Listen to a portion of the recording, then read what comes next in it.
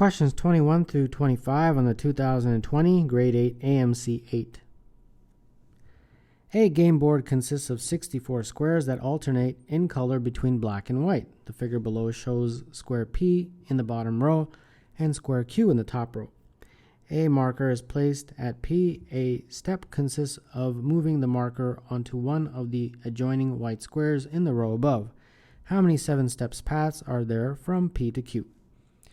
So here's the strategy for this type of question.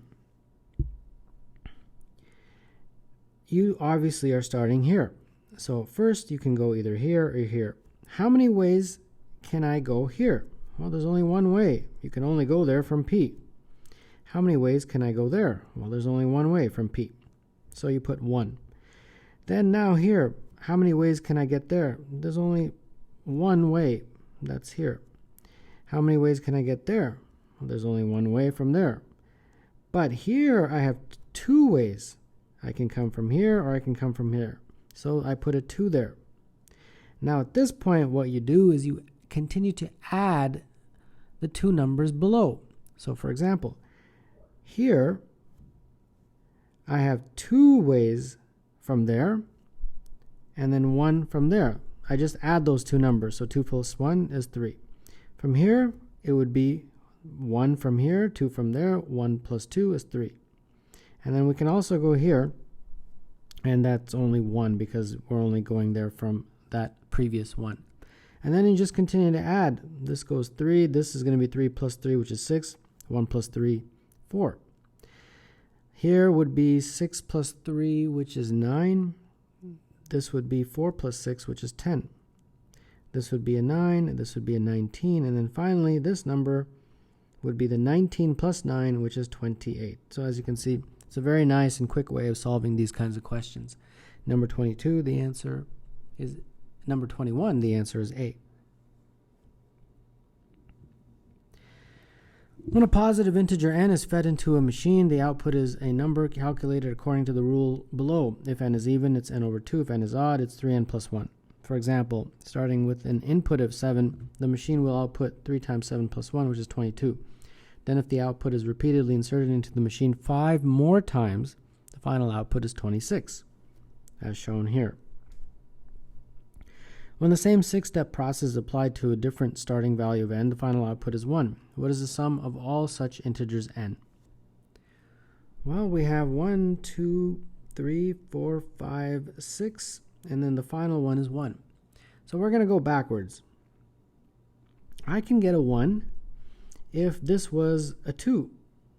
I can't get a 1 if it's odd, because that would mean that 3n plus 1 would have to be 1. That would mean that 3n is 0, and therefore n is 0. But 0 is actually considered an even number, believe it or not.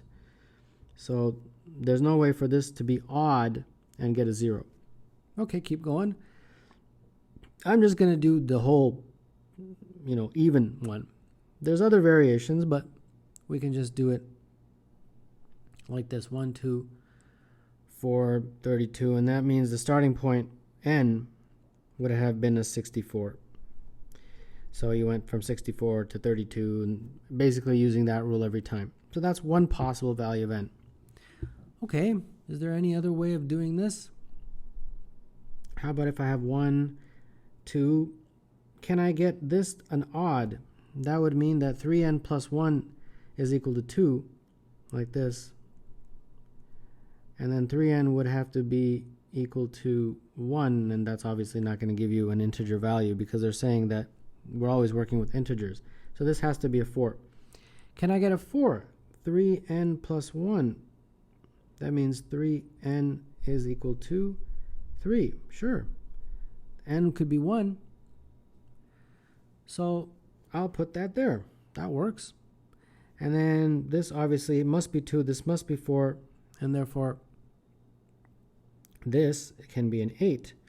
Another way is to make this the same, but then 2, 4, and then 1.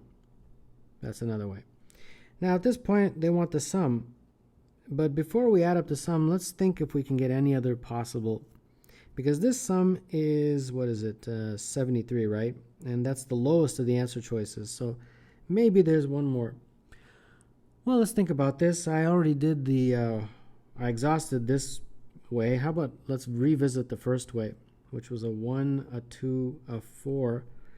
There's no way for that 4 to be anything else. How about when I get to this number? Can I make that anything else? The only thing it can be is a 1 or an 8. So let's put an 8. How about 3n plus 1 equals 8? Can that be an odd? And the answer is no. So that's looks like that has to be a 16. How about 3n plus 1 is equal to 16? Can that be anything?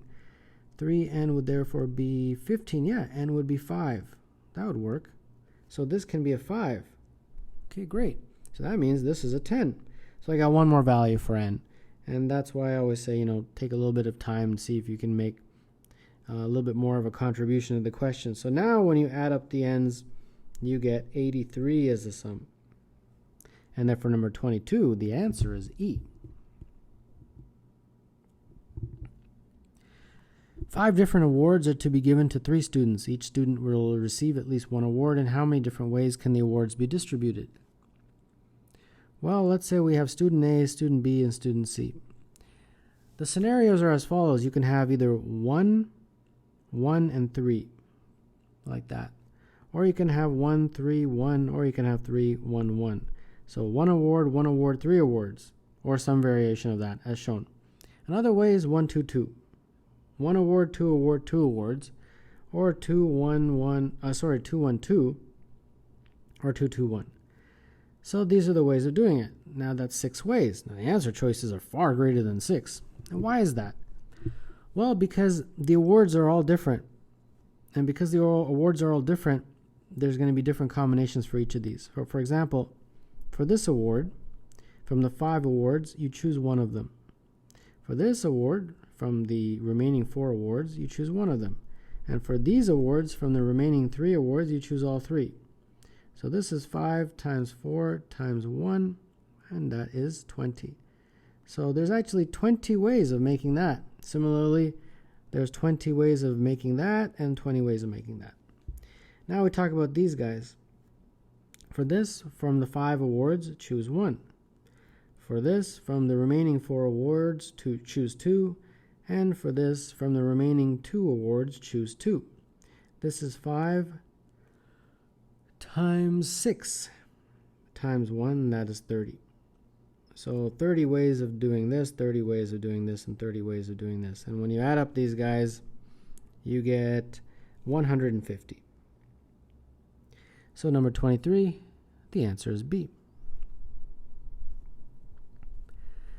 A large square region is paved with n squared gray square tiles, each measuring s inches on a side. A border d inches wide surrounds each tile. The figure below shows the case for n equals 3. When n equals 24, the 576 gray tiles cover 64% of the area of the large square region. What is d over s for this larger value of n? Okay, well, it looks like these are the d's, right? Those distances. So in this case, if this whole thing was, say, x, it looks to me that x is equal to 4d plus 3s, because these are s's. And then, of course, these are d's. And then, in general, it looks like x would be equal to ns, and then n plus 1d. So the ratio between the areas of the square, the shaded squares and the big square, would be, in the case where n is 24, 576, and each of those is s squared, right? All over x squared. And that is equal to 0.64. So take the square root of both sides, and when you do, you get 0.8 is equal to 24s over x. Now, x is equal to this, but in particular when n is 24. So that's going to be 25d plus 24s. So that means 0.8 is equal to 24s over 25d plus 24s. So cross multiply and you get 20d plus 19.2s is equal to 24s. So that means 20d is equal to 4.8s, and therefore d over s would be equal to 4.8 over 20, and that is the equivalent of 6 over 25. And that would be, for number 24, choice A. Rectangles R1 and R2 and squares S1 and S2, S3 shown below combine to form a rectangle that is 3322 wide and 2020 high. What is the side length of S2? Alright, so we've blown this up. Let's label this now. Let's call this B, that side length. So B is all the way around. Let's call this C, the side length of S3. And let's call this A, the side length of S2, all the way around. Okay, so let's see here. So this from there to there looks like that'll be B minus A. Now this is B, obviously. From there to there, that looks like it's going to be B minus A, or C minus A, actually, this distance from here to here. C minus A. And then this distance from there to there, it's the same as that, and that's B minus A. And then this distance from there to there is A plus C. So very quickly we got our dimensions. The top, which is B plus A plus C, is the 3322. And the side, which is B minus A plus C, is 2020. If I add those two, I get B plus C is equal to 5342, and that would be actually 2B plus 2C. And then if I divide through by 2, I'll get the B plus C that I'm looking for, and that's 2671. So I can plug that back into here. B plus C is 2671 plus A, and that's 3322. So subtracting, I get A, 3322 minus 2671 is 651. And A is what I had chosen to represent the side length of S2, which is what they wanted. And that is choice A for number 25.